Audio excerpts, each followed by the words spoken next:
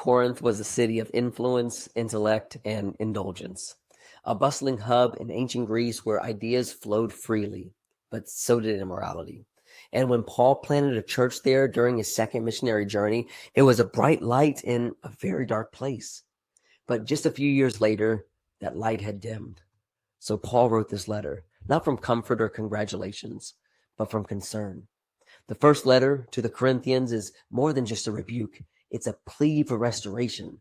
It was a call to align themselves with the Christ because they were getting off track.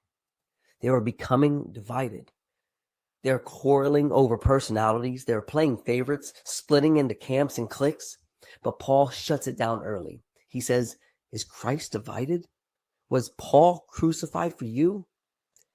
We need that same message today in a world obsessed with labels, with camps, with denominations. We're not the followers of people. We're the church of Christ. Then there's the moral mess that Paul has to sort out. Corinth was known for its sexual culture, and some of that was creeping into the church. Paul doesn't sugarcoat it. He reminds them, you were washed, you were sanctified, you were justified. In other words, you were called out of all that. Now live like it. So he addresses worship.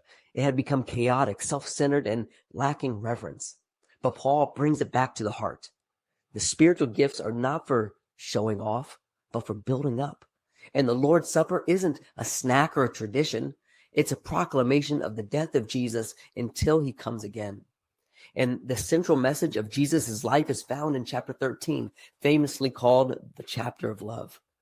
Paul beautifully describes the multifaceted nature of love and also explains the progress of growth and maturity that comes when we practice it. Then he takes us to the mountaintop. In chapter 15, he discusses the resurrection. If Jesus didn't rise, this whole thing collapses. But he did. And because he lives, we have victory. 1 Corinthians is a mirror into today's church. It calls us to unity over division, holiness over compromise, purpose over performance. It's Paul's tough love letter, still speaking with clarity and conviction. So open it up. Read it with fresh eyes. Use it as a mirror to examine yourself. And as always, go lift somebody up.